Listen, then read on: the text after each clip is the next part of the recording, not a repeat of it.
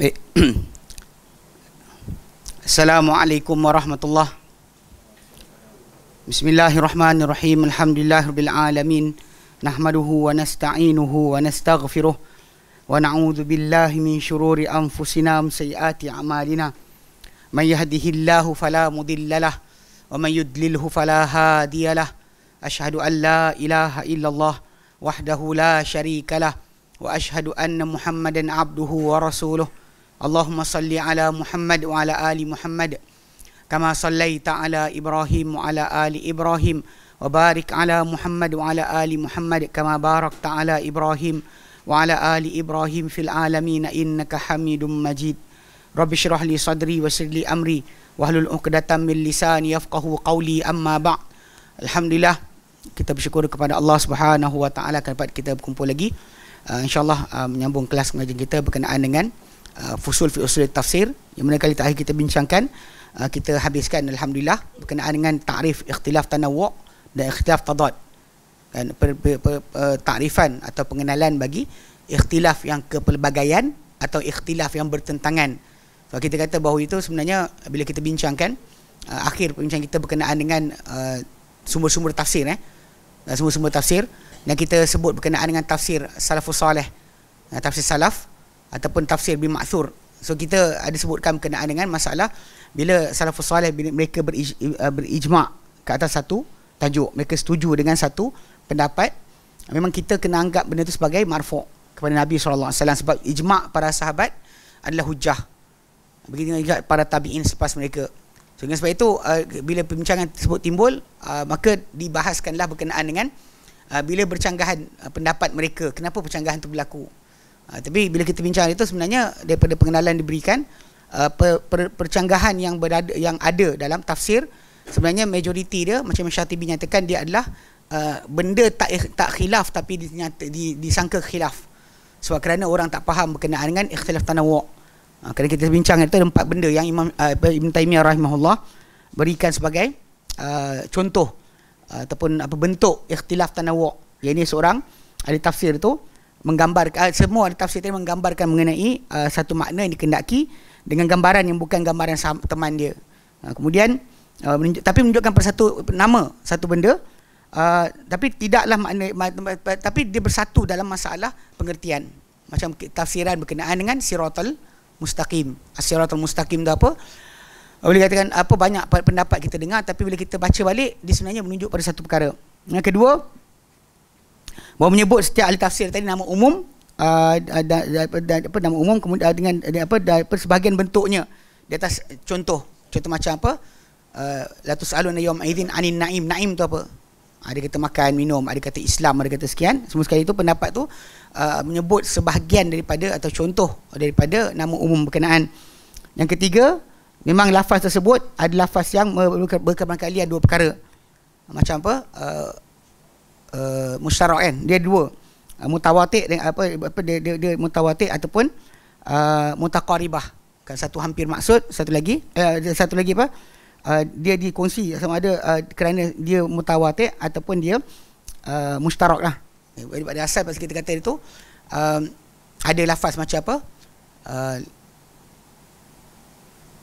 walaili idza as'as kan, as'as tu dua maksud, ja'a pun dia, dhahaba pun dia. Tapi bila kita bincang balik, maksud tak ada masalah, sebab perbezaan itu tidak memberikan kesan kepada pengertian ayat berkenaan. Demikian juga yang terakhir, yang dia semua tafsir tadi menggambarkan gambaran dengan lafaz yang hampir-hampir serupa. So itulah sekali kita bincangkan itu, alhamdulillah. Jadi hari ini insya-Allah kita akan masuk pada tajuk baru. Bila kita bincang, kita kata apa, kalau betul ada berlaku khilaf ataupun percanggahan yang tadad, bertentangan di antara ahli tafsir, apa punca dia? Apa punca perbezaan ataupun ataupun percanggahan penjelasan salafus salih berkenaan dengan ayat ataupun kalimah daripada Al-Quran Karim? Apa sebab dia? Okey, baik. Asbabul ikhtilafi fi tafsir salafi. Sebab-sebab percanggahan pada tafsir salaf. Dia kata wujudul ikhtilaf min taba'il bashari. Sesungguhnya wujudnya percanggahan ni adalah di antara tabiat semula jadi manusia. Yang Allah Ta'ala jadikan, kita memang akan bercanggahan.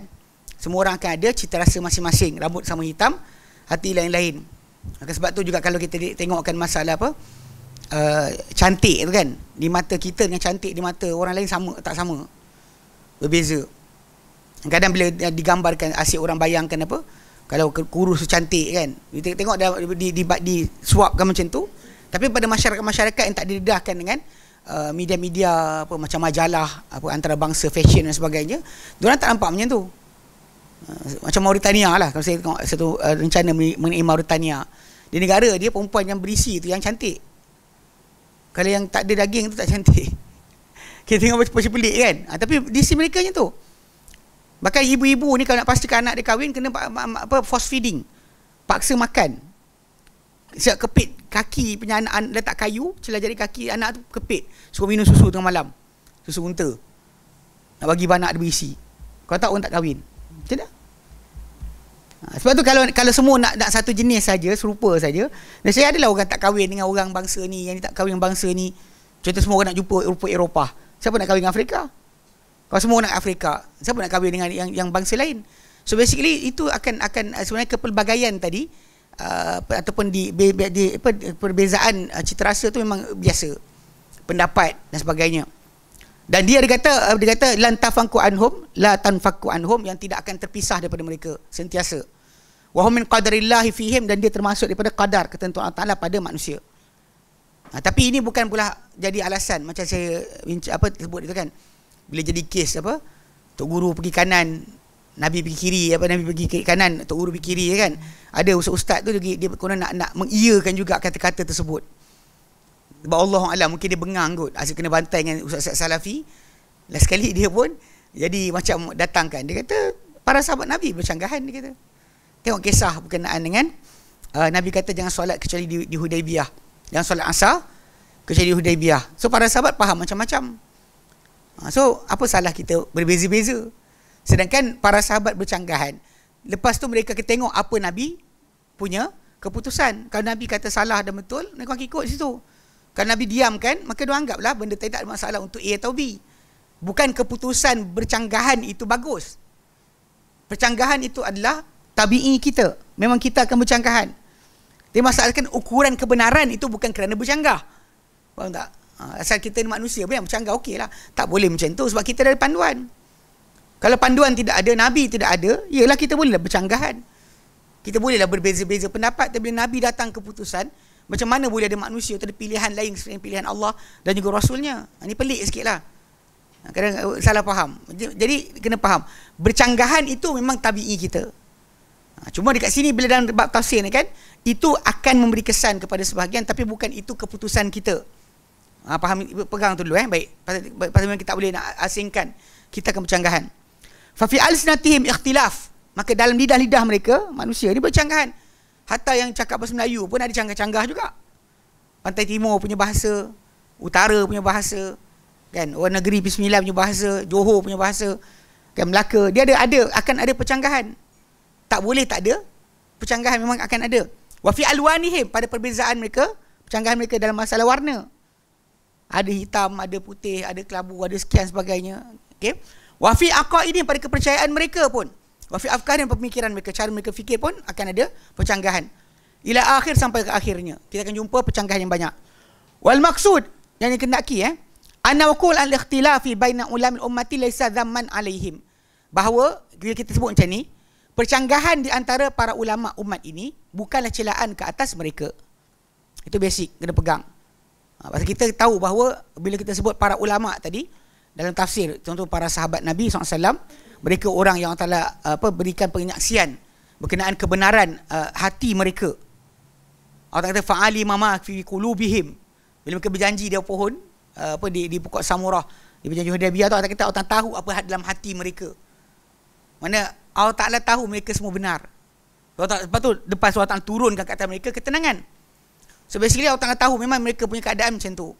Jadi bila mereka yang hati bersih pun baik ni tiba ada bercanggahan, jadi soalan dia kan, maksud dia boleh tak kita salahkan siapa kat situ? Itu masalah dia. Tak boleh kita anggap para sahabat Nabi bila bercanggahan ni, seorang niat jahat, seorang niat baik. Macam Syiah kan, dia pandang para sahabat, dia tengok yang ni ada niat jahat nak kuasa, yang ni niat jahat nak sekian, yang ni niat baik sebab bersama Ali. Tak ada, kita tak ada fahaman macam tu. Sebab tu para sahabat semuanya udul. Setiap kali mana kita dengar daripada para sahabat pemberitahuan tentang satu perkara, kita angkat tangan. Sebab tu last kali minggu last kot sebelum kita balik hari tu, saya tekankan sikit. Sebab bila hari tu kes percanggahan, khilaf tentang tajuk masalah kunut subuh lah. Kenaan apa lagi? Tangan turun kaki, turun tangan dulu, lutut dulu sebagainya. Masalah talqin atau kubur. Ibn Taimiyah sendiri kata benda tu pendapat paling sederhana adalah mubah. Tapi ada orang dia marah, dia kata apa ni bid'ah, jangan kata langsung benda tu khilaf. Sedangkan benda tu khilaf. Kenapa kita terima khilaf? Sebab para sahabat terlibat. Kalau tak ada para sahabat, cakaplah bid'ah. Ahlan wa sahlan, silakan. Tapi bila para sahabat terlibat dalam perkara berkenaan, tahan diri anda. Jangan tengok je tak ada. Ini Nabi tak buat, tunggu jap. Para sahabat Nabi SAW, pasal cerita dia orang bercerita apa yang ditanya. Kadang-kadang ada para sahabat, dia ada pengetahuan tapi tak cerita kat orang. Tak penting kan, macam kena contoh macam Anas bin Malik. Kalau tidak kerana pasal dia bimbang, takut tersilap, dia tak cerita. Walaupun dia adalah khadam Nabi selama 10 tahun. Dia tahu macam-macam perkara luar dalam. Dia masuk rumah Nabi, hantar air dan sebagainya, semua kerja dia. Nabi pergi tandas pun dia tolong tukang bawa barang untuk Nabi pergi tandas. Tapi bila dia kata aku kalau bukan kerana sabda Nabi SAW, man hadasa anni bi hadithin yura annahu kadhiban fa wahadul kadhibin, mana siapa mencerita daripadaku satu perkara, satu cerita yang dilihat ia adalah pembohongan, maka dia seorang pembohong. Kalau bukan kerana hadis ni, aku cerita pada kau macam-macam benda. Macam-macam benda aku cerita pada kau. Muaz bin Jabal itu juga, dia nak ceritakan berkenaan dengan hamba ke atas Allah ke atas hamba. Kita kena mati pun dia cerita. Sebimbang takut dia macam menyurukkan ilmu. Pasal bimbang takut orang ramai akan berhenti beramal. Sebab asalkan tak syirik, ikut pada hadis sebut tak syirik, insya-Allah orang tu takkan dia akan dapat keampunan Allah Taala, bahkan boleh masuk syurga. Allah Taala akan azab mereka. Jadi bimbang takut orang berhenti beramal asal tak syirik kan. Jadi masalah kat situ. So dia berhenti cerita.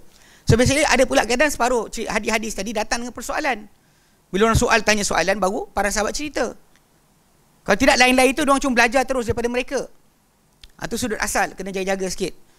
Jadi sebab tu para sahabat Nabi SAW, kita kata mereka ni satu guideline kita. Bukan masalah apa dari Nabi ada ke tidak, tengok mereka. Kalau dia kata tak kuat dia seorang, kita ambil yang ramai. Kita ambil yang majoriti. Yang seorang dua orang ni kita kata mungkin ada tapi tak kuat berbanding yang ramai. Tapi untuk kita salahkan mereka, cela mereka dan sebagainya, langgar hadis Nabi, tidak. Tidak sekali-kali idh la ahada minal mujtama'ati yuslimu minhu. Kerana tidak ada seorang pun daripada mana masyarakat terselamat daripada percanggahan. Itu maksud asal. Baik. Wa qad waqa'a al-ikhtilafu fi tafsiri kama waqa'a fil ahkam. Sudah telah berlaku percanggahan dalam tafsir sebagaimana berlakunya percanggahan dalam hukum. Masalah fatwa kan, ini halal, ini boleh, tak boleh sebagainya. Wa li hadha ikhtilafu, dan untuk walihada ikhtilafi asbabun aujabathu, dan untuk percanggahan-percanggahan ni ada punca-punca yang memestikannya, menyebabkan dia terjadi. Wa ilalun aujadathu, dan juga punca dan juga illah. Sebab apa punca-punca yang mewujudkannya. Wal amru fil ikhtilafi fin nasi idza kana ma'luman lil mujtahidin yarji'u ila ahadi syai'aini. Dan dikata urusan pada percanggahan terhadap nas apabila ia sedia diketahui di sisi ahli ijtihad. Ahli ijtihad semua nampak dah hadis tadi, dalil tadi.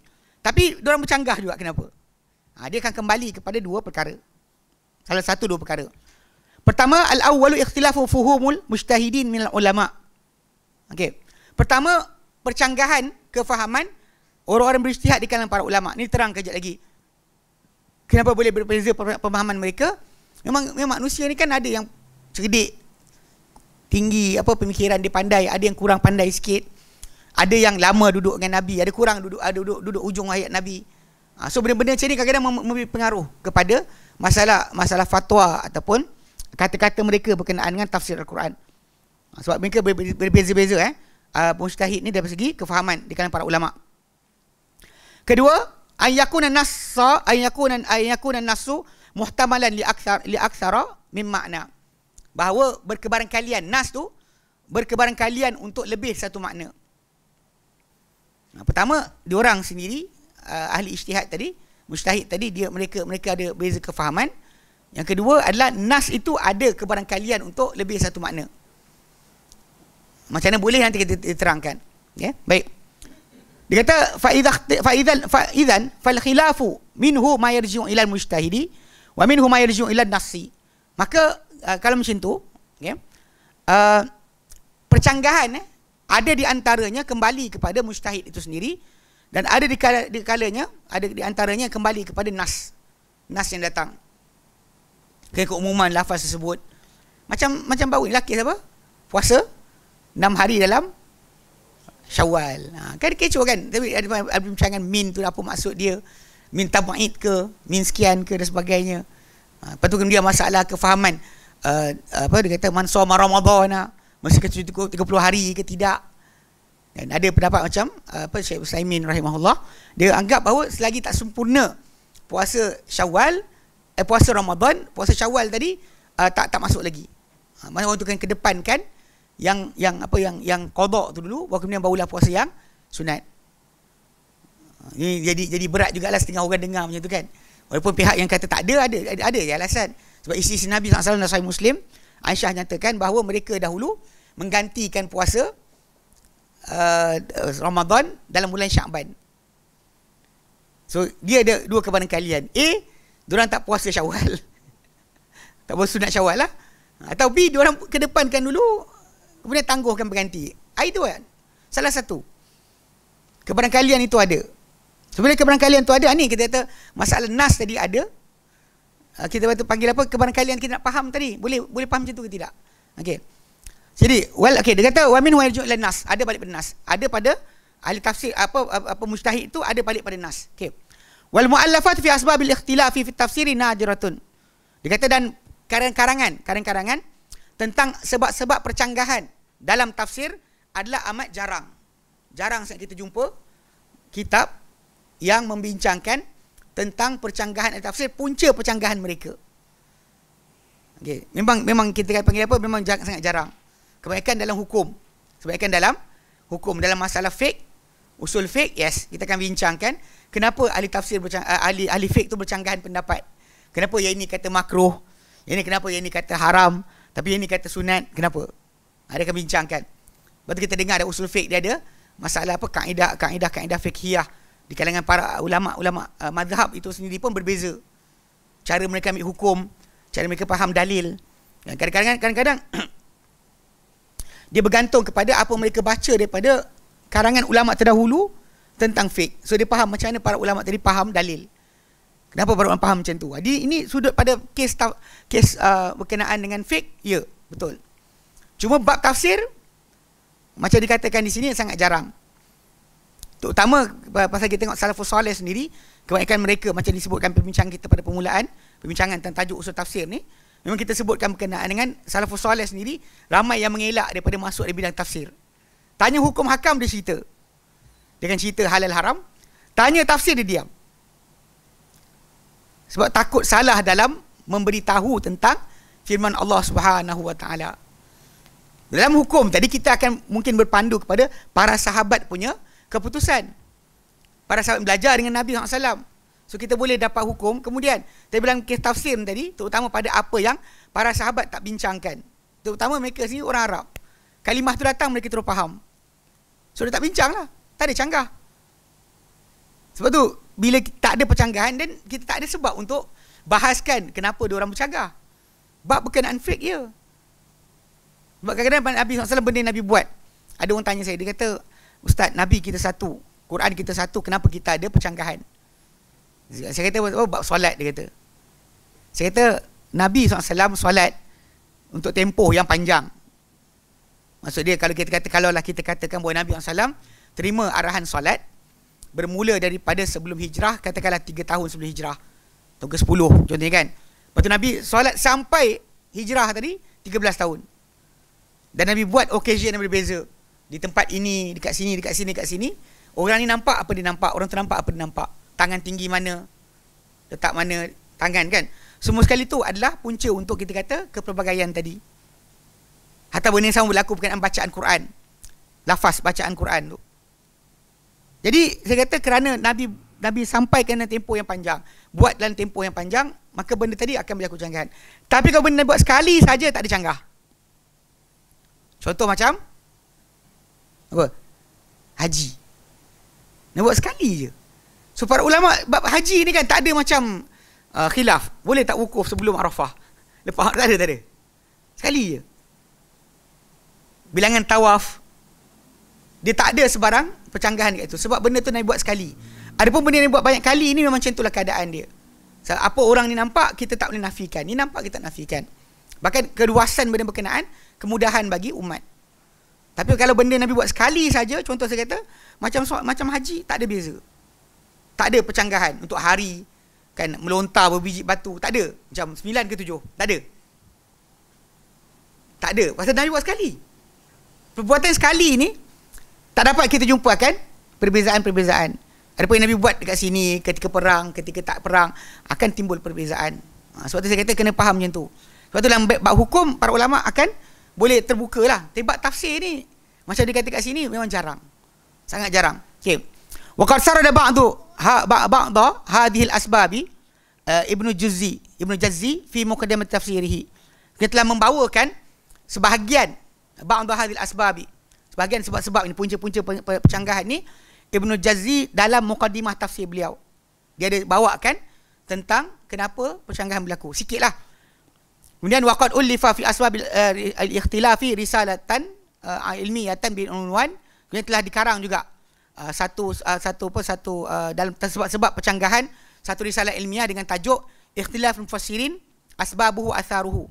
Ni risalah ilmiah, risalah ni apa untuk mendapat darjat doktorah, mana PhD yang dikemukakan oleh Syekh Saud bin Abdullah Al-Fanisan. So, satu buku ada kitab dikarang. Zaman kita lah, tapi zaman dahulu punya boleh katakan jarang kita nak jumpa tentang perkara ni. Okey. Wa yumkinu istifadatu fi hadhal mawdu'i mimma kutiba fi asbabil ikhtilaf ulama fi min haythul umum.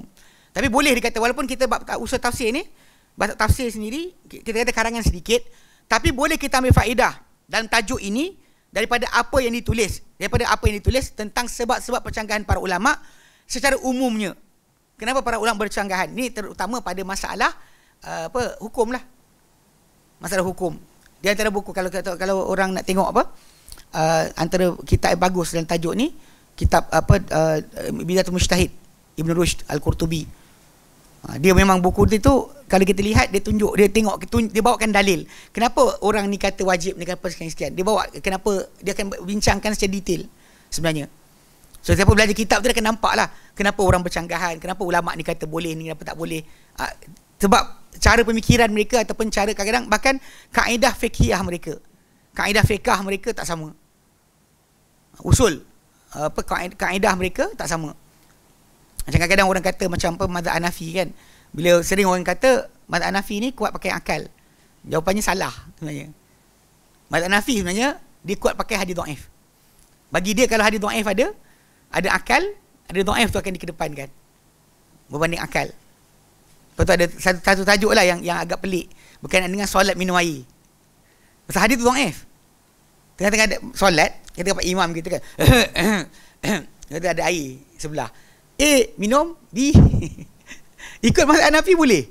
Kita kata pahal. Dia kata pasal kisah malam jin. Malam jin kan Nabi SAW jumpa ni dahaga. Kemudian Nabi minum. Dan tengah solat Nabi ambil minum. Ini tapi masa riwayat tak sahih. Jangan salah faham berkenaan perkara ini. Dia kata macam mazhab Hanafi ni kuat pakai akal. Dia akan pakai akal pada perkara-perkara yang pada mereka tak ada, pasal dia kurang sahabat. Di Iraq lu kurang sahabat. So untuk reference hadis tadi tak ada. So apa yang ada pada mereka itu yang pakai. Abu Hanifah dan juga anak murid dia kan pakai macam tu. Tapi dalam masa yang sama ini punca kita panggil percanggahan. Kenapa diorang cakap macam ni? Sebab tu kalau macam kitab Ibn Taymiyah Raf'ul Malam Aimatil A'lam tu patut dipelajari. Sebelum orang tu nak kata imam ni apalah langgar hadis, apalah tak ikut hadis kan. Jaga-jaga. Sebab anda mungkin tak tahu apa yang diorang tahu. Ini bukan style sufi style sufi memang tak ada hadis pun. Dia langgar macam tu je. Mungkin ada riwayat yang tak sampai pada tok guru awak, dia kata. Mungkin Bukhari pun tak tahu. Ni jaga-jaga sikit Ini ada bezakan sikit. So balik pada asal para ulama yang kita kenali mereka ni pegangkan sunnah. Kan? Tapi tiba-tiba dalam perkara ni dia tak pegang. Tajuk yang kita nampak hadis ni kuat. Kenapa? Contoh macam Imam Malik rahimahullah, kan dinukilkan 3-4 hari ni sebar-sebarkan kata Imam Malik kata puasa 6 hari Syawal ni makruh. Makruh kan. So jadi bila sebut yang tu kenapa? Sebab Imam Malik kadang-kadang tajuk dia bila benda tersebut hadis tadi, dan kena ingat pengumpulan hadis zaman Imam Malik tak selesai lagi.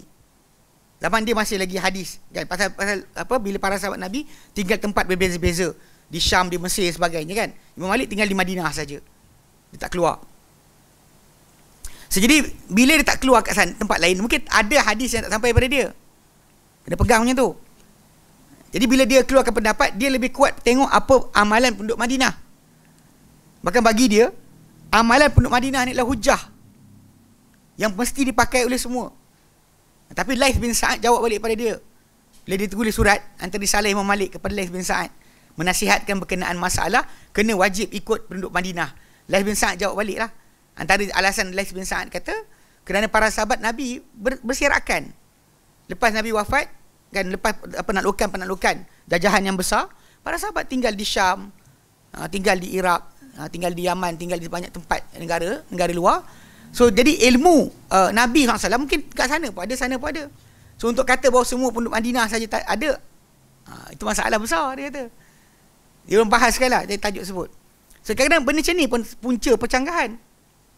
Usul mereka dalam mengambil hukum. Dia bukan salah. Kalau kita fikir balik, macam logik lah kan. Tempat Nabi tinggal, takkan dia orang tak tahu apa yang Nabi buat. Tapi bila kita faham balik, ada para sahabat pindah kan. So sebahagian kat sini apa yang Nabi dah ajar, tapi sebahagian kat sana, yang kat sana. Tapi ingat semua ni kita kumpulkan, tarikat sufi tetap tak ada. Kumpul lah mana pun, pergilah ke hujung dunia mana pun, tarikat sufi ni tak ada sahabat Nabi bawa. Saya perasan kan satu benda yang buat kelawak. Diorang buat diorang ceritakan berkenaan dengan pengambilan sanad. Mula-mula diorang buat dulu Ali, ujung sekali kan. Ali Nabi, tapi lepas Ali Hasan al-Basri. Problem Hasan al-Basri tak pernah riwayat apa-apa daripada Ali. Ni ijma'. Semua tahu. Hasan al-Basri tak pernah riwayat apa daripada Ali. So diorang tukar kepada riwayat dia punya sanad daripada Abu Bakar. Okay, Abu Bakar turun kepada Salman. Salman lepas tu Qasim bin Muhammad. Bila kita cek balik, Salman al-Farisi dia mati tahun 33 Hijrah. Qasim bin Muhammad lahir tahun 35. So macam mana Qasim bin Muhammad bin Abi Bakr? Kan pelik macam. Tak, saya tengok bukan tu, bawah tu lagi. Bawah tu turun lagi daripada Qasim tu kepada Ja'far As-Sadiq. Putus habis puluhan tahun. Bukan masalah tajuk Nabi Khidir je. Tapi tiap kali saya tulis kan, saya nak send, tak apalah nanti kali lah. Saya dah buka-buka kan, dah check balik kan, siapa lahir, siapa mati kan. Bukan seorang, 4 orang, 5 orang tak jumpa. Putus sanad bercantum apa bendanya, kawan tu mati, yang tu tak lahir lagi. Pelik betul kan. Macam mana Salman Farisi mati 33, Qasim bin Muhammad lahir 35, dia Qasim Muhammad dapat riwayat daripada Salman. Apa hal kan? Daripada onyang dia. Onyang lah Qasim bin Muhammad bin Abi Bakr. Wallahu a'lam. Mimpi kan batal lah. Kalau semua orang boleh mimpi, sampai budak boleh mimpi. Ingat semua orang boleh mimpi. Kita tidur lama mimpi apa? Baik. So kena faham kat sini. Jadi oleh kerana sumber untuk masalah khilaf, punca khilaf ahli tafsir ni, pada sebab khilaf mereka ni tak ada kitab khusus yang banyak, tak ada kitab dikarang khas dengan banyak. Maka dia kata boleh ambil faedah dalam tajuk ini daripada apa yang tulis dalam sebab-sebab turun, sebab-sebab pencanggahan para ulama dari sudut daripada sudut umum, terutama dalam fiqh lah, dalam fiqh atau hukum. Itu yang timbul dia. Dia kata wa min ahmiha, ini ada terpenting sekali adalah Risalatu Ibnu Sayyid Al-Batliusi. Okay, yang mana allati samaha dinamakan Al-Insaf fi tanbihi 'ala al-ma'ani wal asbab allati aujabatil ikhtilaf bainal muslimin fi ara'ihim.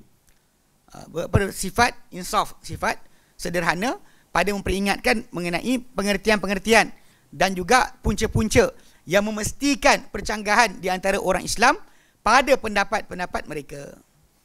Tapi ini umum lah, umum. Baik. Dia kata wa tarji'u ahamiyatuha, ila annahu dzakara fi ba'dil asbabi ayatul ikhtilafil mufassirun fiha. Baik. Dan penting risalah tadi kerana apa? Kembali kepentingan risalah ni kepada bahawa ia menyebut pada sebahagian punca-punca percanggahan tu adalah ayat-ayat yang bercanggahan ahli tafsir padanya. Okay, fi ba'dil ayat asbab ayatin ikhtalafal mufassirun fiha. Disebut ayat-ayat Quran yang ahli tafsir bercanggahan mengenainya. Walaupun dia orang sebut dia jadi kat situ kait dengan tajuk kita lah. Maksudnya dia cuba untuk cari punca kenapa ahli tafsir bercanggahan pada ayat berkenaan. Maksudnya ulama bercanggahan atau umat ini bercanggahan pada ayat tersebut. So jadi dia cuba untuk bincangkan, so kena dengan tajuk kita. Wa bayyana sababa ikhtilafihim, dan dia jelaskan sebab-sebab atau punca percanggahan mereka. Okey, kemudian wa min asbabil ikhtilafi bal mufassiri salaf. Okey, di antara punca-punca percanggahan atau sebab percanggahan di antara ahli-ahli tafsir salaf. Okey. Tapi ingat dekat sini kena ni al-farqu bain asbabil ikhtilaf wa ikhtilaf tanawu' wa tadad. Dia kena ingat balik perbezaan di antara sebab-sebab percanggahan itu dan percanggahan tanawu' dan tadad. Kita kena ingat situ sebab balik pada asal itu antara punca yang penting. Sebab kalau kita bincang berkenaan dengan istilah tanawu', benda tu pada asalnya macam dia sebut tadi tu bukan pun khilaf sebenarnya. Dia cuma bagi orang yang tak faham dia akan kata khilaf. Bagi orang yang faham dia tahu bahawa sebenarnya adalah gambaran yang berbeza daripada tafsir tadi kerana sebab-sebab kalimah ke atau sebab-sebab kerana apa macam kita terang itulah. Mana dia orang cuba nak gambarkan tapi sudut masing-masing. Okey.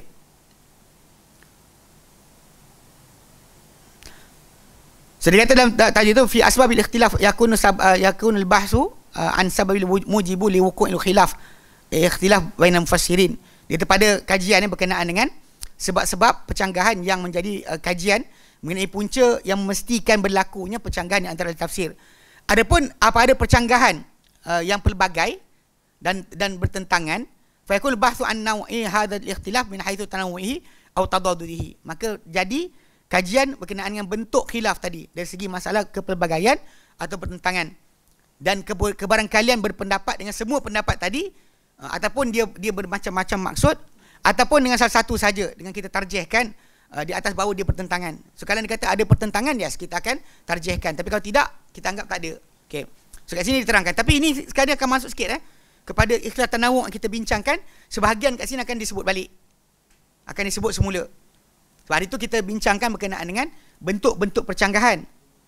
Dekat sini kita terangkan punca percanggahan. Punca percanggahan. Dan kita kata ada dua. Sebab pertama, cara pemikiran ataupun fahaman ahli tafsir itu sendiri atau mujtahid itu sendiri.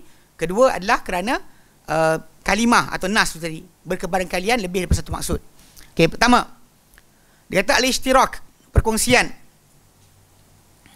Ishtirak perkongsian, maksudnya perkongsian. Wa huwa lafzul dalu ala akthara min makna. Dia adalah lafaz yang menunjukkan kepada lebih dari satu makna. Fi lughatil arabi, dalam bahasa Arab. Tapi kena ingat juga macam kita terangkan itu dalam kes bahasa Arab kena ikut kepada apa yang dahulu bukan yang sekarang. Baik ikut pada zaman sekarang perkembangan bahasa masih lagi timbul. Ada maksud-maksud baru dimasukkan ke dalam kamus-kamus bahasa Arab. Benda tak pernah pakai zaman dulu. Zaman sekarang baru pakai macam Nawawi nuklear. Orang Arab tak pernah pakai kalimah Nawawi nuklear. Dululah. Sekarang Nawawi tu pakai nuklear lah. Pasal dia nawa kan, nukleus. Nukleus kalau kita ada sel, dalam tu ada otak sel tu, kita panggil nukleus dalam bahasa bahasa English. Tapi dalam bahasa Arab dia panggil nawa lah. Tentu jadi istilah benda berkait dengan tajuk tu panggil Nawawi. Tapi Imam Nawawi bukan imam nuklear. Faham tak? Pasal dia Nawawi tu nama kampung. Kampung dekat Palestin, dekat belah utara, dekat Syam tu. Maksudnya kalau kita faham situ, kita faham Nawawi tu bukan itu. Tapi kalau ikut kamu sekarang, keluarlah Nawawi nuklear. Memang ada, kita tengok Google Translate kan. Dia terjemah, kata letak Imam Nawawi, imam nuklear. Dia masalah. Ni istilah tak pernah guna. Macam zarrah kan. Zarrah asal bahasa Arab pakai apa? Kan kita terang berkali-kali.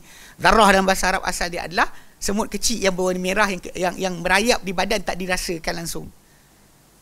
Mithqala dzarratin tu gambaran pada mereka itu. Datang kita zarrah ni atom.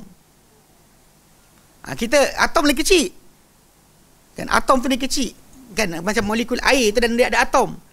Air ada molekul. Molekul air tu terdiri daripada atom-atom. Hidrogen, oksigen kan. So, jadi kecil dari air tu kecil lagi. Tu masalah dia kan. Belum masuk proton, neutron dan sebagainya. So nak fahamkan sekarang, istilah baru akan keluar macam-macam. Tapi istilah lama bahasa Arab tu yang kita kena pakai. Jadi maksud ishtirak tadi mesti yang Arab pakai. Kena nak confirm benda berkenaan, kena buka kamus bahasa Arab yang tua lah. Macam-macam lisan Arab ke, Mujamma Qais Lughah ke, Sihah atau Mukhtar Sihah Jawhari ke. Buka kitab macam tu baru kita jumpa. Kalau buka kitab Munjid, masalah. Munjid ni apa, kamus yang apa, yang kalau kawan-kawan kita belajar Mesir mesti pakai kitab Munjid. Tapi problem dia, kitab ni orang Kristian karang. Bukan orang Islam. Buka kitab Muslim ni kan, bila buka-buka mesti ada bismillah mula. Buka lah kitab mana pun, bismillah mesti ada. Bismillah, alhamdulillah kan. Dia tak ada bismillah langsung. Kita macam, saya dulu waktu guru saya yang mengajar waktu saya belajar sekolah apa Sanawi tu, memang banyaklah balik belajar Mesir. So bawa balik kamus Munjid ni lah kan. Ada kawan-kawan beli kan. Saya tak teringat nak beli. Saya tahu kenapa. Macam pelik je. Satu lagi apa, macam Mujah Asasi tu. Mujah Asasi merah tu kan. Pun tak ada bismillah. Saya macam tiap kali kitab ada bismillah ni kita macam rasa macam ni. Tapi ini moden lah, kamus moden sebenarnya. Kamus moden. Istilah-istilah dia tadi. Munir Ba'la Baki tu yang apa Maurid. Dia Muslim lah. Tapi ya still modern juga Istilah modern. Kalau nak yang asal-asal yang macam lisan Arab kan, Tajul Arus ataupun apa Qamus Al-Muhit, Al-Fairuz Abadi. Ini yang lama-lama yang mesti digunakan. Kalau orang buka untuk istilah akan buka situ. Jangan buka Munjid, tak ada. Tak ada. Dalam kamus Munjid tak ada. Salah. Pasal dia dah kira macam third atau keempat kot. Untuk dari segi masa rujukan bahasa. Yang asal tadi kena balik pada sana. Kalau awal lagi syair lah. Okay, jadi basic dia kena faham macam tu. Jadi maksud dia ishtirak ni tadi, lafaz tadi menunjuk pada lebih satu makna dalam bahasa Arab. Wal mushtarak, dan yang dikongsi ni tadi, qad yakun min ahrufit tadad wa qad yakun la wa qad la yakun. Dan dia kata dan mushtarak ni kadang-kala ia daripada bahasa ataupun perkataan yang bertentangan. Maksud dia dipakai maksud tadi tapi bertentangan. Makna against. Nanti contoh ni kita bagilah, saya bagi awal macam quru. Wal mutallaqat yatarabbasna bi anfusihinna thalathata quru. Wanita-wanita yang diceraikan menahan diri mereka daripada berkahwin selama 3 quru. Quru ni apa? Satu maksud diorang faham sebagai apa, orang Arab faham dengan kata dia adalah haid. Satu lagi pihak kata dia adalah suci. 3 suci ke 3 haid? Haid dan suci tak cantum. Dia tak boleh. Kalau haid, haid lah. Suci lah. Mana boleh kata haid tu suci, suci tu haid? Tak boleh. Tapi dalam bahasa Arab, diorang gunakan macam tu. Ini tadad lah. Dia bertentangan. Meaning tadi opposite. Completely opposite. Tak ada keserupaan. Memang berlawanan. Kalau kita pilih A, takkan masuk B. Kalau pilih B, takkan masuk A. Takkan sekali-kali. Ini ada yang ishtirak tu macam tu. Dalam bahasa Arab, ishtirak dikongsi kalimah tadi untuk 2 maksud, tapi tidak langsung ada kesamaan. Bahkan berlawanan. Pilih salah satu tak boleh. Ya. Wa qad la yakun, dan kadang-kadang perkongsian tadi tidak ada percanggahan. Tidak ada percanggahan, tak ada masalah. Okay, guna A atau B sama-sama je maksud dia. Boleh pakai. Dua-dua boleh memberikan maksud yang tidak ada pertentangan. Okey. Wa idza kana min ahrufit tadad, jika dikiranya dia adalah pada huruf ataupun bahasa yang bertentangan,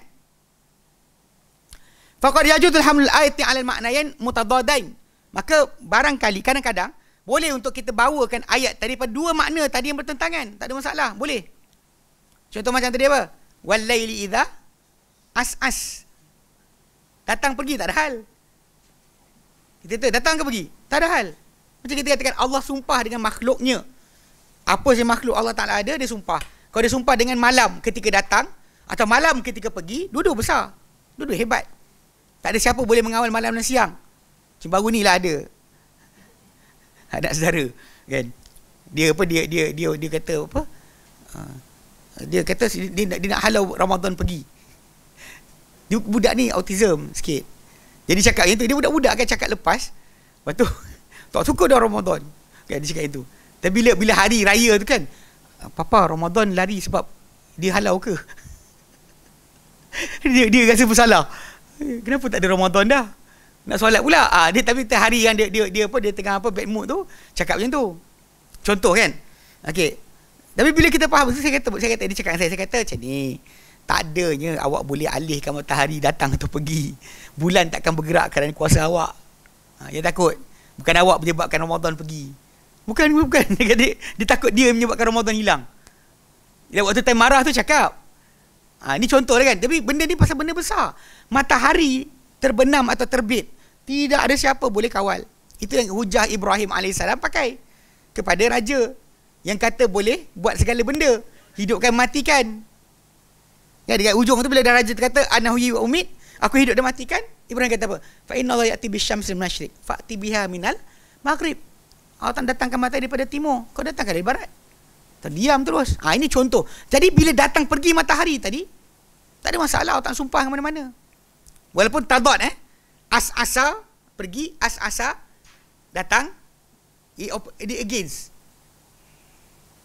Kalau saya kata as-asa aliyun, datang pergi.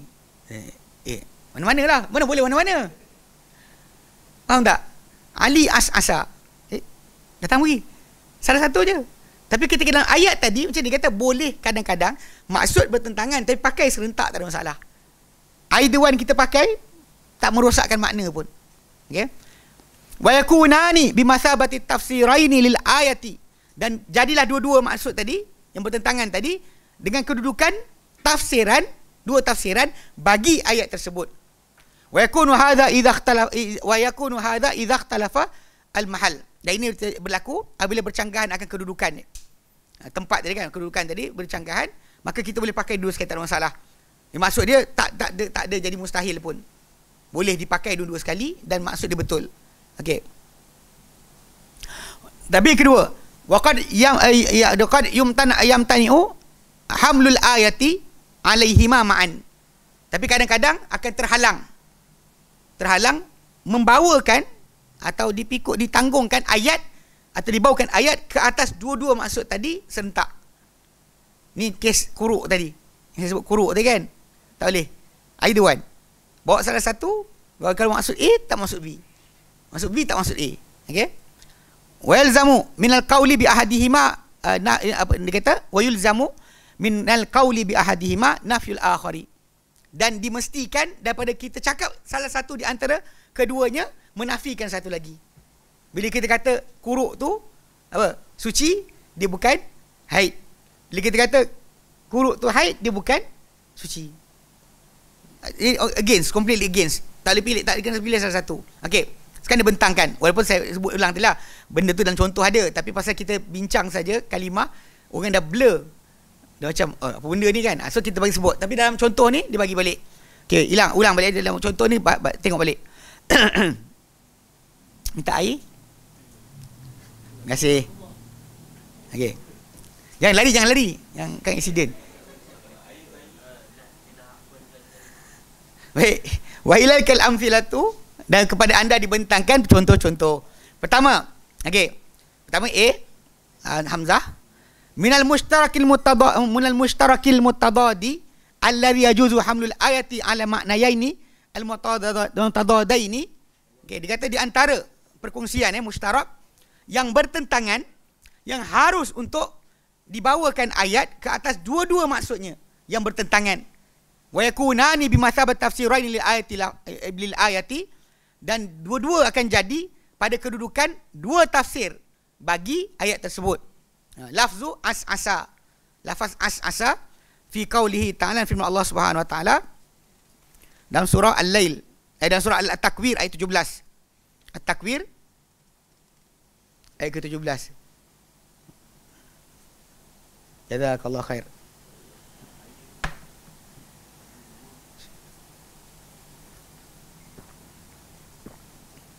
Itu puasa kena dua. Ni tak puasa tak apa, satu. Jadi minum lain. Baik. Okey, jadi lafaz as-asa fi qaulihi ta'ala, dan firman Allah Ta'ala, wal laili idza as-as, demi malam apabila dia as-as. Okey. Dia kata faqad fusira lafzu al-as-asa bi annahu aqbala. Maksudnya telah ditafsirkan lafaz as-asa, fusira lafzu as-asa bi annahu aqbala, dengan bahawa dia adalah datang. Wa fusira, dan tafsirkan juga bi annahu adbara, pergi. Datang, pergi. Okey. Wa bil awwali qala Ibn Abbas wa Qatadah wa Ibn Jubair. Dia kata dengan pendapat pertama tu, itu as-asa maksud datang, berkata atau berpendapat dengan kata-kata ni adalah Ibn Abbas, Qatadah bin Di'amah Sadusi, Sa'id bin Jubair. 3 orang. Wa bil thani, dengan yang kedua pula, qala Ibn Abbas juga diriwayatkan daripada Ibn Abbas, dia kata as-asa maksud dia adbara, dan juga daripada Ibn Zaid, Abdul Rahman bin Zaid bin Aslam. Ibn Zaid tu Abdul Rahman bin Zaid bin Aslam. So dia kata okey. Mithlu hadha, contoh macam ni, dia kata yajuzu hamlul ayati ala hadaini ma'nayain mutadadain. Maka pada umpama ini, seperti ini, seumpama ini, semisal ini, harus untuk dibawakan, jazakallah khairan, harus dibawakan ayat kepada dua makna ini yang bertentangan. Dua makna ini bertentangan, datang pergi. Tapi macam sebut tadi, sebab kerana sumpah Allah Ta'ala dengan makhluknya dalam keadaan yang hebat, kan, makhluk tu hebat, yang kita ada kuasa dan upaya untuk bertindak balas pada masuk campur dalam urusan tadi. Tapi dalam masa sama, maksud tadi dua-dua kena. Allah Ta'ala sumpah dengan datang ke, dengan pergi ke, dua-dua besar. Faikunu, maka jadilah lafzu as-asa dalan ala annal iqsama, maka jadilah, dia kata lafaz as-asa tu menunjukkan kepada bahawa sumpah, Allah Ta'ala sumpah kan, dia kata murad bihi awwalul lail wa akhirahu, dikehendaki dengannya malam, awal malam dan juga akhir malam. Boleh masuk dengan awal malam ketika malam tu datang, dan ketika malam tu pergi, akhir malam. Fadalla ala hadaini ma'nayaini bilafzatin wahidatin, maka dia menunjukkan kepada dua makna ini dengan lafaz yang satu je. Satu meaning tapi dua maksud, datang dan pergi. Okey. Walau ji'ahuma bilafzaihima lakana walaili idza aqbala wa adbara. Kalau didatangkan, dia tak ada tulisan ji'a, didatangkan kedua-duanya. Mana maksud datang dan pergi tadi dengan dua lafaznya, pasti dia akan menjadi walaili idza aqbala wa adbara, demi malam apabila datang dan dia pergi. Demi malam apabila datang dan dia pergi. Tapi dengan guna as-asa tadi, dua-dua maksud ada. Ketika datang, ketika pergi. Awal malam, akhir malam. Okey. Okey, so ini dalam bentuk lafaz itu. Baik. Okey, dia kata wa minal mushtarakil ladzi min ahrufit tadad. Okey. Dan di antara, dia kata perkongsian yang dia daripada ahrufit tadad, lafaz atau bahasa yang bertentangan. Wa huwa kathir, dan dia banyak. Lafzul atiq. Atiq yang maksud dia apa? Usang atau qadim atau lama. Okey. Dia kata lafzul atiq min qaulihi ta'ala, pada firman Allah Ta'ala, wal yatawafu bil baitil atiq, yang mereka bertawaf pada baitil atiq. Baitil atiq jap. Okey, surah Al-Hajj ayat 29. Ayat 29. Dah lain, baru punya lain sikit. Okey, ditambah. Al-Hajj 29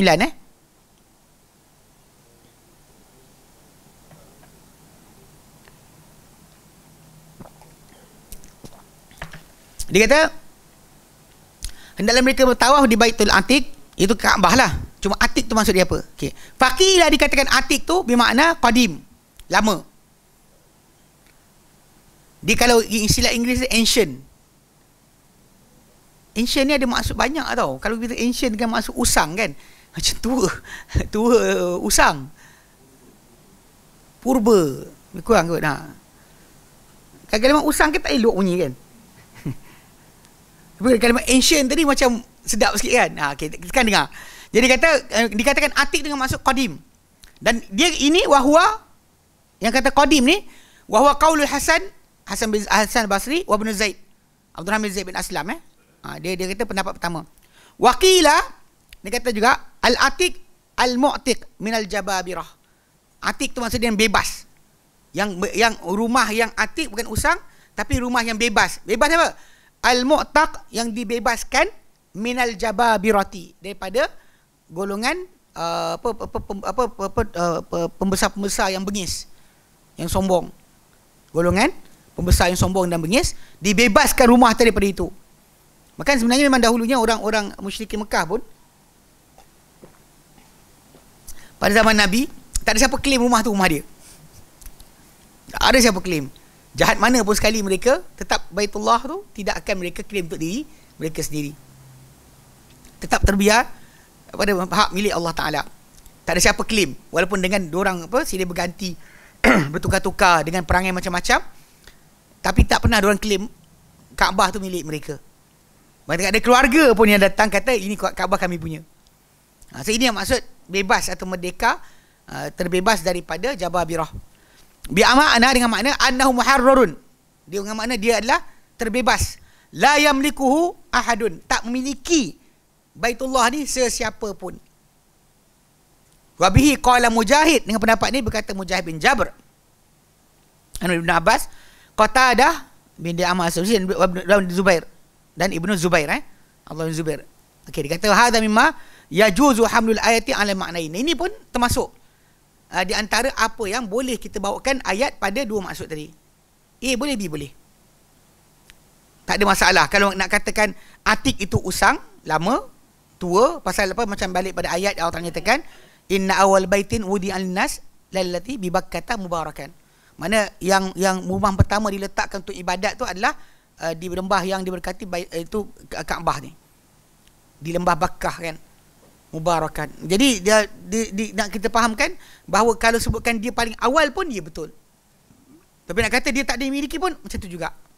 Tidak siapa yang boleh claim penguasaan ke atas rumah tersebut. Jadi milik Allah Subhanahu Wa Taala. Milik Allah, bukan milik siapa yang lain. Baik. Okey, baru datang yang ni pula, yang ketiga tadi. So jadi dia bagi tiga lah, tapi yang pertama tadi ulang 2 kali. Kat sini pecah 3. Sekejap. Nah, tapi maksud dia tak boleh pakai semua lah, boleh pakai dulu sekali. Okey, yang seterusnya adalah wa minal mushtarakil mutadadi, di antara mushtarak yang mutadad, yang bertentangan, tapi dia kata yamtani'u hamlul ayati an ma'nayain alal ma'nayain, yang terhalang dibawakan makna ayat kepada dua sekali, tak boleh. Dia ada 2 maksud atau 3 maksud, tak kisah. Yang pentingnya tak boleh kita bawa serentak. Kalau kita kata A, kita cakap dengan B. Kalau kita cakap B, kita cakap dengan A. Bal ya yulzamu minal qawli bi ahadihima, bahkan dimestikan daripada berpendapat dengan salah satu di antara 2 maksud tadi, nafyul akhari, penafian yang satu lagi. Jadi antara contoh dia adalah apa? Lafzatu qur'u. Lafaz qur'u. Qur'un tu singular dia. Jamak dia qur'u. Fi qawlihi ta'ala, dan firman Allah Ta'ala dalam suratul Baqarah ayat 228. Allah Ta'ala nyatakan wal mutallaqat, dan wanita-wanita yang diceraikan, yatarabbasna bi anfusihinna, mereka menahan diri mereka, tak boleh berkahwin, tak keluar lagi untuk boleh berkahwin. Okey, salasata quru, 3 quru. Faqad warada fil lughatil arabi bi makna tuhri wa makna al-haidi. Maka telah datang quru ni dalam bahasa Arab dengan makna suci, dengan makna haid. Dia benda ni akan timbul masalah apa? Okey, dalam fiqh macam ni. Bila siapa-siapa pegang maksud quru tu sebagai haid, yang di jumhur diorang akan kira bila perempuan tu datang haid, dia tak keluar lagi daripada kedudukan sebagai isteri lelaki berkenaan. So dia kalau dia datang haid kan, bila dia diceraikan, cerai betul mesti dalam keadaan bersih, tak sentuh. Yang sering berlaku dalam masyarakat kita sekarang ni, tengah-tengah haid cerai, ini adalah salah. Cerai jatuh, tapi disuruh untuk rujuk balik, tunggu sampai haid, bersih, haid, bersih balik. Ketika tu kalau tak nak cerai sangat cerai. Ada kan kita terang ke tajuk ni, dia kata, habis ustaz dah strike tu lah. Awak bukan nak lagi perempuan tu, sibuk apa? Kan memang nak cerai kan? Tak apalah. Ikut tertib dia. Allah Ta'ala sebut dalam Quran dan surah At-Talaq kan. Ya ayuhan Nabi, wahai Nabi, idza talaqtumun nisa, bila kamu menceraikan wanita, fatallikuhunna bi'iddatihinna. Mencerai mereka ikut iddah mereka. Wa ahsul iddah. Ini iddah yang, dan kira lah iddah. Iddah yang diletakkan dalam Islam. Siapa-siapa cerai bukan cara yang Nabi ajarkan ni, dia cerai panggil talak bid'i. Jatuh tetap jatuh, orang tu berdosa. Sedap pasal Ibnu Umar buat, kan dia ceraikan bini dalam keadaan haid. Umar ceritakan, Nabi kata murhu falyuraji'ha. Perintahkan dia, itu Ibnu Umar, rujuk balik isteri dia. So mesti kau kena tahan hatta tahid, sampai dia cerai, hatta tathur, sampai dia bersih. Kemudian fatahid fatathur, kemudian dia haid, bersih balik. Ketika haid tak bersih, tak sentuh tadi, ceraikan. Kalau nak cerai ketika tu. Baru kira. Adapun kalau dia kata cerai dengan haid ni benda yang kadang banyak masyarakat Islam kita tak belajar. Ketika khusus nikah pun tak cerita. Yang kadang nak marah isteri pun kadang-kadang bengang kan. Melawan ke, cakap kasar ke. Suami tu, bini dah haid. Tunggu bulan depan. Cerai bulan depan. Bulan tak boleh. Awak baru tidur dengan dia tadi. Awak baru tidur semalam. Mana boleh cerai macam tu? Macam ini cerai yang pakai bid'i. Awak masih tidur dengan dia pasal boleh menyebabkan iddah tadi berpanjangan, kena dia mengandung. Awak kena tanggung lagi. Balik pada asal yang Islam sebenarnya benda ni adalah cara betul. Jadi macam kes ni. Jadi bila nak kira iddah tadi kan. Kalau diceraikan wanita tadi dan haid bersih datang je haid. Datang je haid. Kalau ikut siapa kata kuruk itu adalah haid, masih lagi isteri ni boleh. Habis haid satu. Kalau yang mazhab Syafi'i yang ambil kuruk tu suci, datang je haid satu. Mana maksud dia kalau ikut kepada yang kata kuruk tu haid, maksud dia datang haid ada 7 hari lagi lah. Kalau kali ketiga, maksud dia kalau ini ketiga, haid pertama, haid kedua, haid ketiga. Haid ketiga ni kalau mazhab Syafi'i, datang je haid, perempuan tu bebas. Bukan lagi isteri lelaki tersebut. Kalau ikut jumhur yang berdasar pada kata-kata Umar sendiri pun, datang haid tadi, selagi haid tak habis, masih lagi isteri dia. Dan rujuk dalam tu boleh rujuk dalam haid tu. Mazhab Syafi'i datang je haid, terus lepas balik rumah bapak, tak boleh duduk situ dah. Faham tak? Mana iddah rujuk tu dah habis.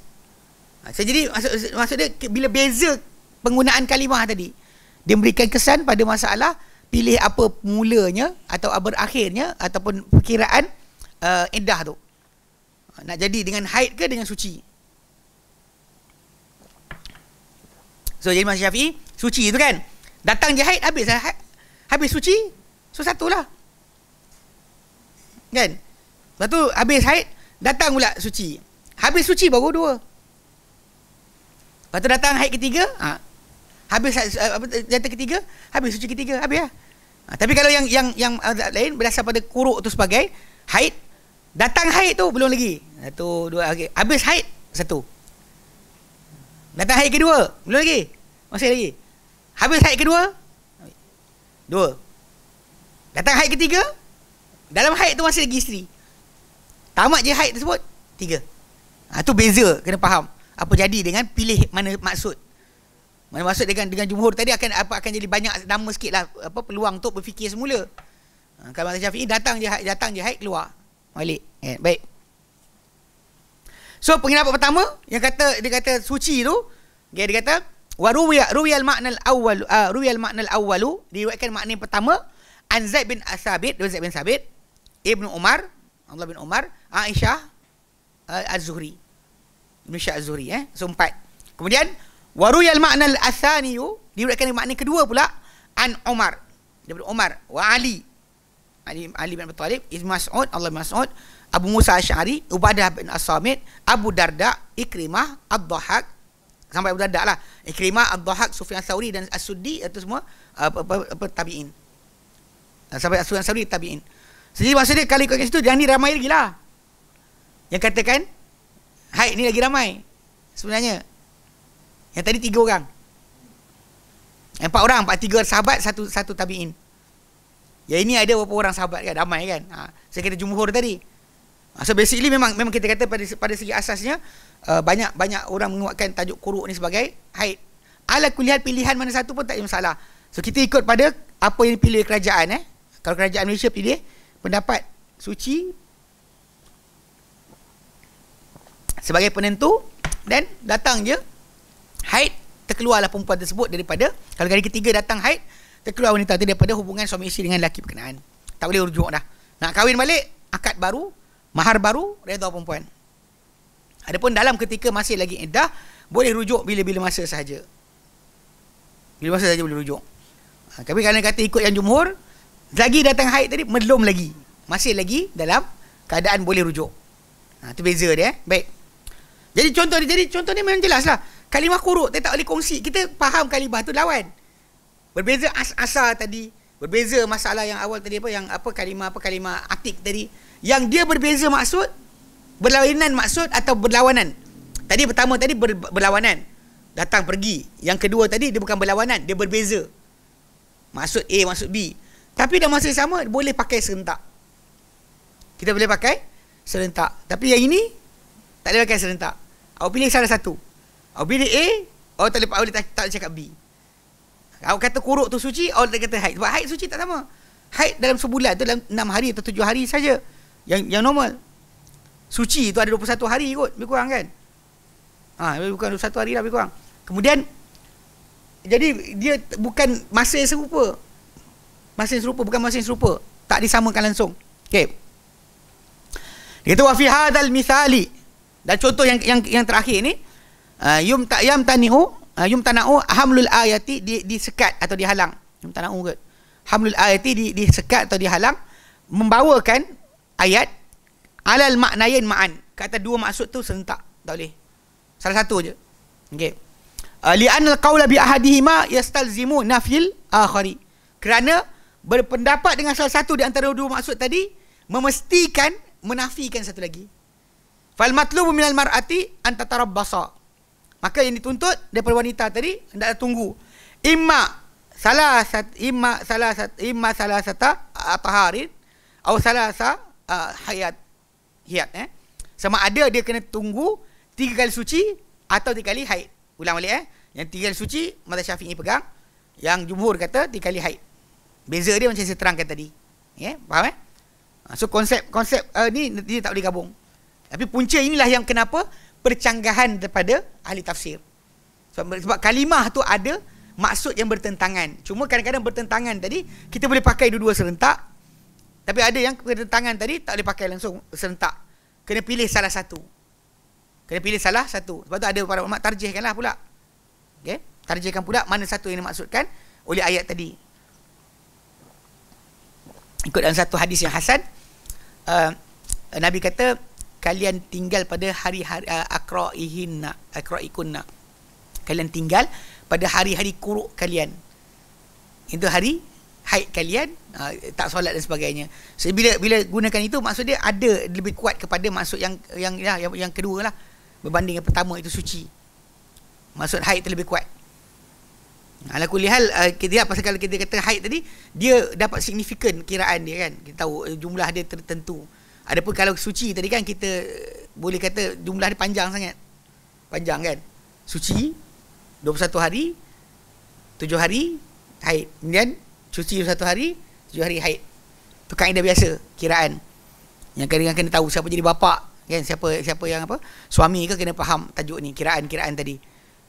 Baik. Dia wal ishtirak, dan ishtirak ni juga qad yakunu fil asma'. Okay, dan dia kata ishtirak ni juga kadang-kadang berlaku pada nama-nama, isim-isim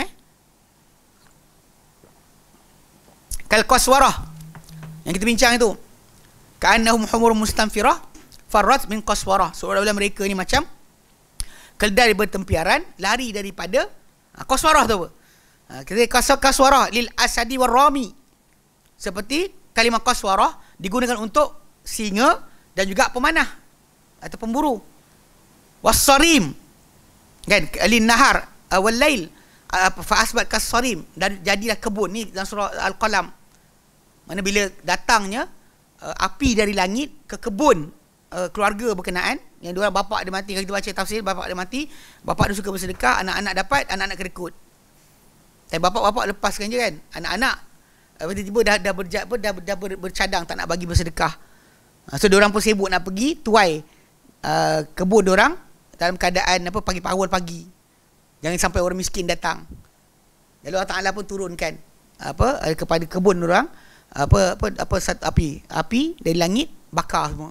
Kebun tersebut kalau ikut kepada orang tempatan di Yaman berada di Sana'a. Ada tempat dia. Tak jauh di Sana'a tu memang ada satu tempat.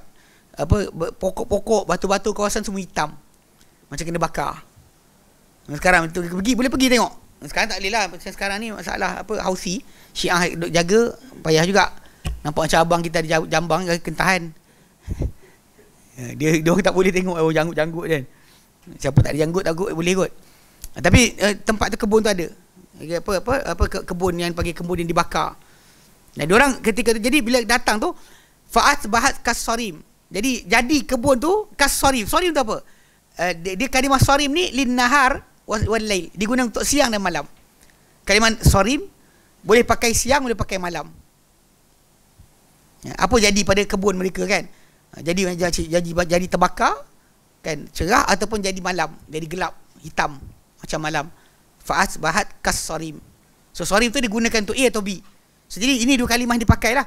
Okey, waqad yakunu fil af'al. Dan kadang-kadang perkongsian ni pada fi'il. Seperti zon. Zon ni untuk syak dan yakin. Bila geng-geng yang kadang geng ahli kalam ni kan duk pakai zon ni, qat'i ni kan. Jangan lupa sebenarnya dalam bahasa Arab zon ni boleh maksud yakin. Macam dalam surah Al-Kahfi.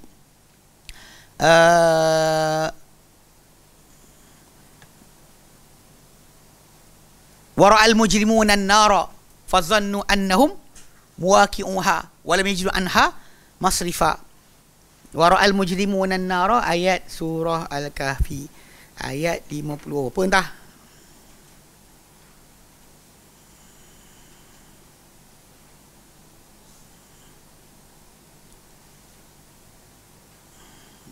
Lima tiga kan Allah nyatakan wara'al mujrimuna an-nar, dan melihatlah orang bersalah ni akan api.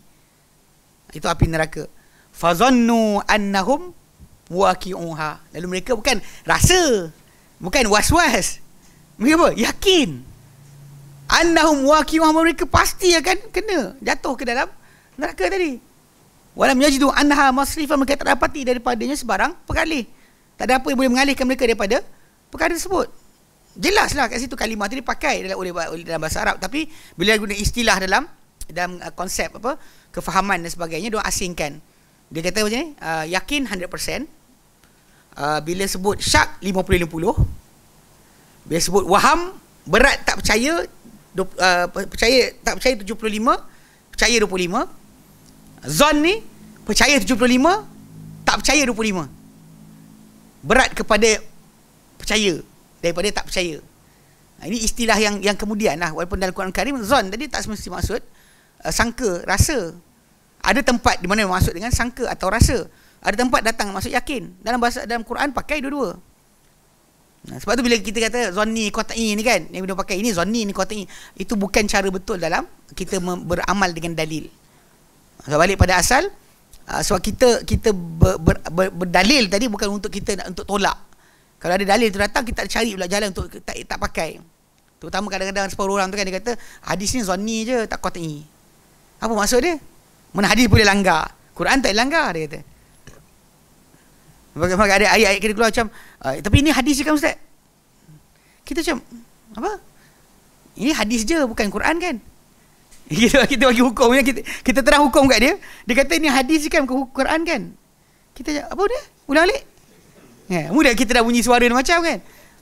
Sebab memang ada idea macam tu. Maksud dia bila zonni ni langgar tak apa, tak kafir lagi. Tu ayat tu. Tak kafir lagi. Kalau Quran tak boleh kafir, tak langgar kafir. Dia cakap yang tu. Ni istilah-istilah yang kadang dipakai. Tapi balik pada asal, dalam bahasa Arab zon itu ada dua maksud. Zon maksud syak, Zon maksud yakin. Macam ayat 53 surah Al-Kahfi tadi, memang tak kata yakin. Takkan dia kata nampak dah api neraka tiba-tiba fazannu, maka mereka rasa-rasa. Kena. Mana ada mereka yakin. Annahum waqi'uha, mereka akan masuk dalam neraka berkenaan. Maka takkan ada untuknya daripada neraka tadi sebarang yang mengalihkan. Patut fahamnya itulah. Okay, baik. Okey, baik. Faham So jadi first tadi kita ambil kat situ. Iaitu punca percanggahan mereka adalah kerana setiap perkataan Quran ni ada yang sebahagiannya ishtirak. Dan penggunaan maksud tadi kadang-kadang dia ada dua. Kadang-kadang bertentangan tapi boleh pakai. Dua-dua boleh pakai. Kena dengan maksud ayat tadi, dua-dua boleh pakai. Tapi ada tempat tak boleh pakai. Salah satu je kita pakai. Lepas tu ada tempat yang berbeza maksud tapi tak ada pertentangan. Dia dikongsi. Okey, macam tadi lah, macam Qaswarah tadi, Sarim tadi. Lepas tu Atik tadi. As-as tak ada. As maksud dia bertentangan. Dia opposite. Jadi kita faham mushtarak ni ada tiga. Ada mushtarak yang tadad tapi boleh pakai. Ada mushtarak yang tadad tapi tak boleh pakai. Serentak salah satu je. Yang ketiga, mushtarak tak ada kaitan, memang asing-asing, masuk berlainan. Tapi dia boleh pakai untuk semua maksud. Okey, baik. Wallahilham. Kita habis kat situ. Okey, ada soalan?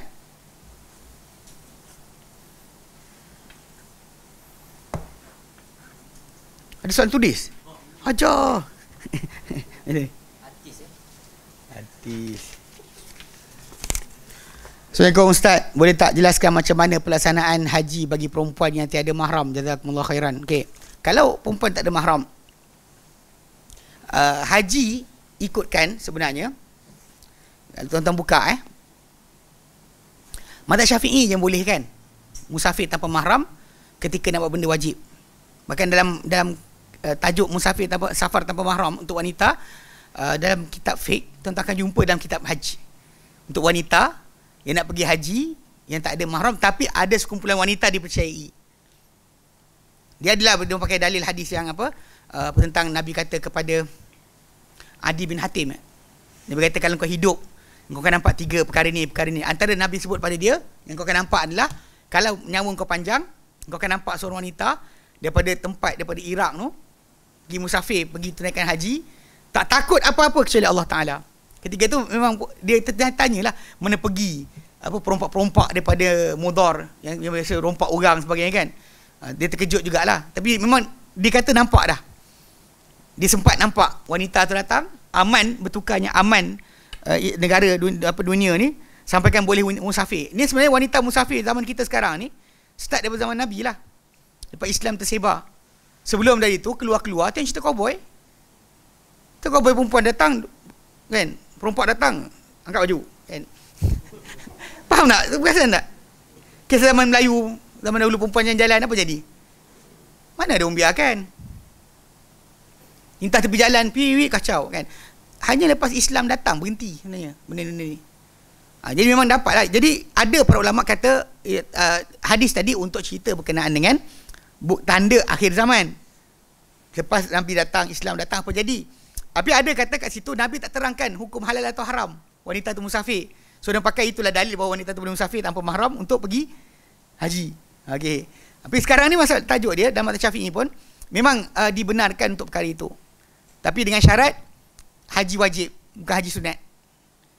Musafir yang wajib bukan musafir sunat. Kalau haji ketiga, keempat tak ada. Haji pertama, yes. Memang wanita tadi boleh musafir dengan cara tersebut. Yang tu yang dipakai itu sekarang ni kerajaan Saudi pun pakai hukum tersebut. Start daripada 2 tahun lepas kot. 4 tahun lepas. Tak saya. Dibenarkan untuk wanita yang umur lebih daripada berapa puluh tahun untuk musafir ke sana tanpa mahram. Atau dengan sekumpulan wanita-wanita yang lain lah. Boleh musafir. Tapi kalau ikutkan kepada asas dia, ulang balik, kalau ikut jumhur tak boleh. Jumhur kena suami itu juga. Berdasar pada hadis Nabi SAW tentang seorang lelaki kan, bini dia nak pergi haji, Nabi suruh dia temankan bini dia pergi haji. Itu tunjukkan bahawa kalau benda tu macam benda tak penting, maka Nabi kata tak apalah, biarlah dia pergi sendiri, kau pergilah pergi jihad dan sebagainya, tapi Nabi suruh dia hadir untuk temankan isteri dia pergi haji. Itu tunjukkan bahawa benda tu penting. So itu yang mungkin di Malaysia pakai itulah Tapi pergi Vietnam beli tudung, pergi Bali, pergi apa pun pakai hukum sama pula. Tu tak ada. Hukum yang asal dia pada safar yang wajib saja. Memang dia kalau buka kitab fiqh mazhab Syafi'i, jumpa dalam tajuk Kitabul Hajj. Ada masalah wanita musafir tanpa mahram tadi, boleh dengan sekumpulan wanita yang dipercayai, tapi lah safar untuk haji yang wajib saja. Adapun dalam jumhur memang tak benarkan langsung. Memang maksud dia kalau dia kata itu macam wanita tadi, dia tak cukup syarat lah. Pasal Nabi kata azad warahilah kan, man istata' ilaihi sabila, haji ni siapa mampu kepada sebarang jalan. So jalan tu apa? Nabi kata azad warahilah, bekalan dan juga kenderaan. So jadi wanita tadi pada masalah kenderaan, maksud dia kalau dia kata tak cukup ke situ, bukan tak wajib lah. Tak wajib dia. Dan wajib pula dengan duit dia, bukan duit suami. Wajib dengan duit dia sendiri, bukan duit suami sebenarnya. Itu asas. Bukannya maksud dia suami tu kan cukupkan sampai dia boleh pergi, tak ada. Itu bukan. Wajib dengan duit dia sendiri, bukan duit suami. Kau tak ada, tak adalah. Kau tak ada, tak adalah. Banyak orang zaman kita sekarang ni, yelah, ada separuh orang tu dah masuk duit tabung haji, kita anggap nak pergi haji lah. So jadi baguslah bila kita kata keluarga lepas daripada orang tu meninggal, keluarkan duit tabung haji tadi, pergi buat badal haji. Tapi masalahnya kan ada orang kata macam, kalau macam tu baik saya tak payah pergi, tunggu saya mati tinggalkan duit. Ada orang fikir macam tu, buat lawak. Tapi sebenarnya benda tadi kena faham. Kalau dia kata orang terletak duit tabung haji, yang giliran dia pun datang lambat sebagainya, dia mati awal, maka kita anggap duit yang ada tu kena gunakan untuk itu dahulu, untuk tunaikan hutang dia kepada Allah Ta'ala, untuk menaikkan haji. Adapun kalau orang tak ada duit langsung, hidup macam ni sekali kita sekarang ni kan, tak pernah duit dalam bank, tak pernah ada banyak tu, dan tabung haji lagi tak ada, dan solat tak wujud. Okay. So bila dia mati, soalan dia, adakah dia kena dibuat badal haji atau tidak? Kalau dia niat memang nak pergi, tengah kumpul duit tapi tak sempat-sempat, maka kita wajib tunaikan dia punya apa kehendak dia. Tapi kalau anda kata tak ada, tak sempat langsung, kan sibuk ke hulu kilir, tak pernah sempat ada peluang untuk tunaikan haji, dan tak pernah simpan duit untuk tunaikan haji, maka para ulama kata tak ada, timbul tajuk masalah badal bagi dia. Dan badal ni kena jaga sikit. Banyak sindiket yang buat badal ni sebenarnya pasal masalah apa? Badal-badal yang pelik, tu badal pelik. Macam RM1,500, RM1,500 dan sebagainya kan. Ini badal yang dikatakan tak logik. So balik pada asal pembelanjaan orang yang pergi ke sana untuk tempat dia menetap di Mekah, untuk tempoh-tempoh dia datang tu, makan minum dia, transport dia, sebenarnya RM5,000 tak kurang. Saya tanyalah kepada kawan-kawan kita yang duduk di Madinah dulu, kan, dia duduk Riyadh ke sebagainya, bila buat haji ni, dia orang pergi sendiri pun habis banyak tu. So, bila awak pergi bagi untuk dia, bagi RM2,500, dia nak buat apa? Ni kelakar lah bila orang kata boleh buat sebagainya, tak ada. Yang lagi kelakar kalau dia kata satu senarai nama 3-4 orang. Ya Allah, apa labbaik Allahumma an aminah, labbaik Allahumma sebut semua orang tu tak ngarut. Sebab memang orang tu pergi satu orang satu kali saja. Satu kali pergi satu nama sahaja. Tak ada siapa boleh bawa 2 nama serentak. Ini yang geng-geng banyak-banyak kadang-kadang buat haji badal ni yang keluar 2,000, 1,000, 3,000 ni. Ini jangan percaya sangat. Sebab orang kat sana sendiri pun pergi, budak-budak Madinah sendiri pun pergi. Masa dia nak menetap dekat Mina berapa hari. Kat Arafah kena ada kemah tempat tinggal. Kalau tidak nak duduk buat apa? Ini panas tak? Siapa tak tahu pitam tau. Kawasan terlapang kan ada benda pun. Dua pokok pun sikit-sikit je dihalang. Sempat accommodation tempat tu tempat dia punya transport ulang-alik sebagainya. Ketika hari musim haji tahu tak? Taksi daripada Mina ke Mekah, Mekah ke Mina, one way RM100. RM100 per person. Ketika tu memang kau harga. Tak nak dia belah macam tu je. Kalau dia nak ambil, dia ambil lah. Kalau dia tak ambil kan, dia jalan depan kan dia dapat lah orang. Transport satu kali lindas, memang nilai dia tinggi. Sebab pada musim-musim tersebut memang duit perbelanjaan macam air je. So awak tiba kata pakai RM2,000 cukup. Seriously kan, jaga sikit. So badal, jadi macam kes wanita tu je faham kon So ikut mazhab Syafi'i memang dibolehkan, tapi untuk haji yang wajib sahaja, bersama wanita kumpulan wanita dipercayai, bukan berseorangan sebagainya lah. Tapi benda ni yang terakhir diumumkan oleh Kementerian Haji Saudi, yang benarkan untuk wanita yang umur dia saya tak ingat berapa, 60 ke 50 ke berapa, cek balik. Yang mana lepas umur tersebut dia boleh untuk tunaikan haji tanpa mahram. Jika tidak, dia orang restrict benda tu dia orang lah. Bab umrah dan juga haji ni Sampai ada orang tumpang mahram, tahu tumpang mahram. Travel agency kelentong lah, kata dalam ni ada suami dia, dalam grup ni ada sekian. Ini adalah syahadatuz zur. Ini adalah penyaksian dusta yang tak dibenarkan agama. Antara perkara yang paling teruk yang dibuat oleh manusia ni, yang Nabi kata antara kabair kan, qauluz zur wa syahadatuz zur. Tak boleh buat macam tu. Dan tumpang mahram dipanggil. Tiba-tiba ikut dalam kertas tu, ini suami dia. Ke suami dia. Suami ini isteri dia. Lepas tu ada satu lagi isi tambahan dalam kertas. Jadi main Ini jadi kes. Pasal travel agency tak nak ikut peraturan tadi. Tapi sekarang ni memang terbuka lah. Nikah je lah. Abu Talha kata nikah je lah dengan semua orang tu. Nikah dengan orang tu, bukan dengan Abu Talha. Terpulang, tapi pada asasnya tak ada timbul tajuk lah sebenarnya. Tapi saya pernah dengar yang kes-kes apa nikah sementara ni tak ada. Dengar dalam Islam kalau tu kata kita nikah sampai haji je lah, tak boleh. Itu nikah pengen nikah mut'ah lah. Nikah kontrak tak ada, Islam tak ada. Sebab pernikahan dia macam jual beli. Dia tak ada berwaktu. Macam orang tu kata saya jual pada awak 5 hari. Jual pada awak 3 hari, itu tak dibenarkan. Hatta masalah tadi lah, perkahwinan tadi tu tak ada nikah sedemikian. So, ada juga saya dengar lah kepelikan fatwa bila nak boleh nikah lagi lah, tapi bukan maksud dia nikah sementara, nikah betul lah. Ya tahu, tapi jadi isteri betul lah. Boleh lah. Nabi nikah betul lah, bukan nikah tipu.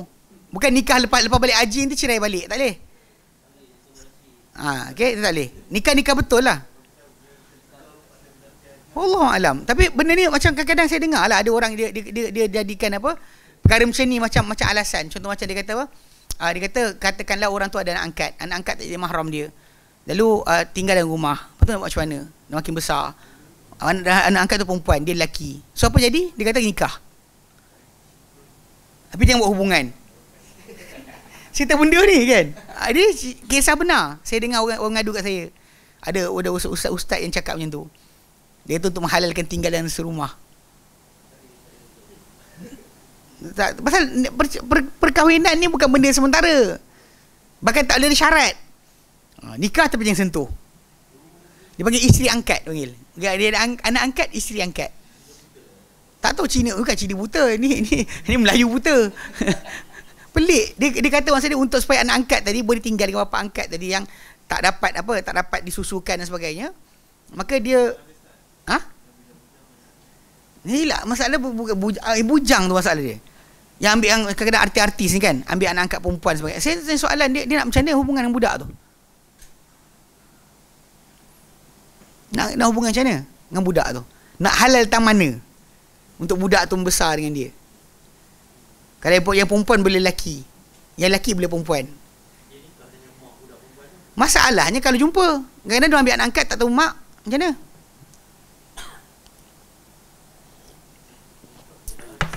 Wallahu alam. Ya, maknanya masalah dia budak tu, ya masalah bila kita kata buat macam tu tak boleh. Ini bukan hamba. Kalau hamba betul ambil bela, kemudian apa tarbiyah sebagai masuk Islam, kemudian kahwin je. Dapat 2 pahala ajrain. Ini apa benda kan? Dia panggil haram makan anak, faham tak? Awak ambil untuk anak angkat, bukan ambil jadi isteri angkat. Ini jaga-jaga sikit, seronok sangat kan? Orang nak beranak, nak kahwin tak mau. Betul ambil anak angkat. Dengan gaji dia ada, JKM mungkin bagi.